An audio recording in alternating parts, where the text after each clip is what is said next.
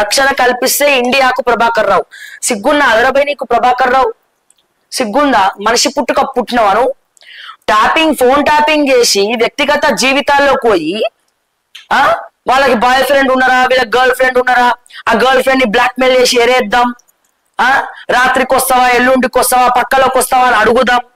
ఇటువంటి లత్కోర్పాలు నువ్వు చేసిందే చాలక, నీ నీ నీ నువ్వు ఎవరికైతే డప్పు కొట్టినావో వాళ్ళతో చేపించిందే చాలక, మళ్ళా నువ్వు గ్రౌండ్ లో 8 మంది, ఆ భువనగిరి నల్గొండ 8 మంది కానిస్టేబుల్ కూడా ఫోన్ ట్యాపింగ్ ఉపయోగించి 40 మంది ఆడవాళ్ళను బ్లాక్ మెయిల్ చేసి రేపు చేసి కొన్ని ఎకరాల పొలాలను వచ్చినటువంటి డబ్బులతోటి కొనుక్కొని, ఈజ్ దిస్ తెలంగాణ పోలీస్? నువ్వు ఒక పోలీస్ ఆఫీసర్ వా? ఎందుకా నీ మీద కాకి యూనిఫాము?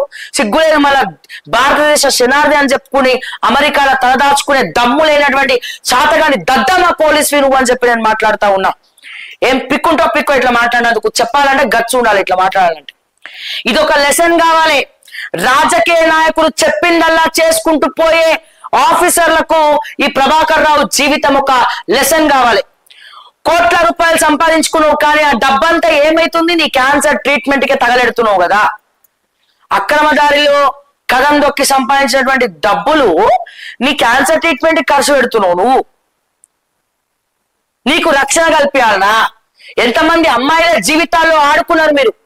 అమ్మాయిల జీవితాలు నిలబెట్టాల్సినటువంటి పోలీసులు నీలాంటోడు హీరోయిన్ల దగ్గర నుంచి ఎంతో మంది అమ్మాయిల జీవితాలను ఆగం చేసి వ్యాపారవేత్తలను బ్లాక్ మెయిల్ చేసి వాళ్ళకి హనీ ట్రాప్ కూడా చూపించి సృష్టించి వాళ్ళని ఇరికిచ్చి కేసులల్లా అరెస్ట్ చేపిస్తా. పాప ఊరికే ఓ తాదరాబాయ్ ఎట్లనో అట్లా మట్టి కొట్టుకపోతారు. ఎట్లుంటది కర్మ అనేది? నీ కుటుంబానికో, ఆ కుటుంబానికో, ఇంకో కుటుంబానికో సంతానం కలగదు.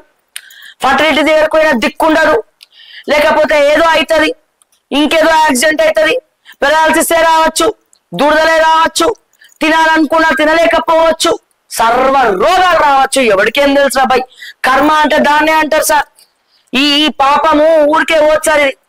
ఇది ఏదో ఒక రూపంలో ఎంతో మందిని ఏడ్పించుంటావు, ఎంతో మంది డిప్రెషన్ లో పోయి ఉంటారు, ఎంతో మంది ఏదో చేసి ఉంటారు. సో వాళ్ళ కన్నీళ్ళన్నీ నీకు పాపాలై తగులుకుంటది. ఇచ్చోటి కర్మ ఇచ్చోటే.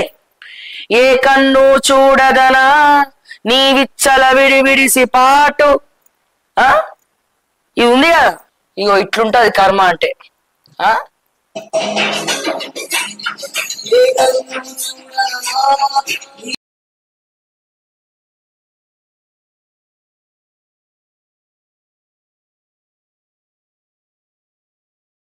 రేవంత్ అన్న, నీకే ఉద్యోగాలు అమ్ముకోవడం దగ్గర నుంచి ప్రకృతితో ఆడుకోవడం వరకు, చెట్లు నరకడం వరకు, అట్లాగే ఫోన్ ట్యాపింగ్ చేసినటువంటి ఆ ప్రభాకర్ రావు దగ్గర నుంచి హచ్చని తుమ్మినా దగ్గినా ఎవరికైనా అన్యాయం చేసినా ఈ కర్మ కాలం అనేది ఎవరిని కూడా వదిలిపెట్టదు అని చెప్పి దాని అర్థమే ఇది.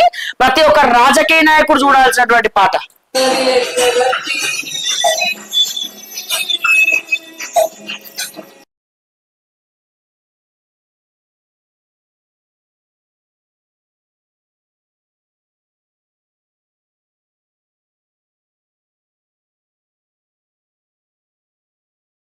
సో డెఫినెట్ గా ఇది అందరికి ఉంటది. ఇది ఒకరికి కాదు, ఇద్దరికి కాదు, ఇది అందరికి ఉంటది. కర్మ అనేది ప్రతి ఒక్కరికి అనేది ఉంటది.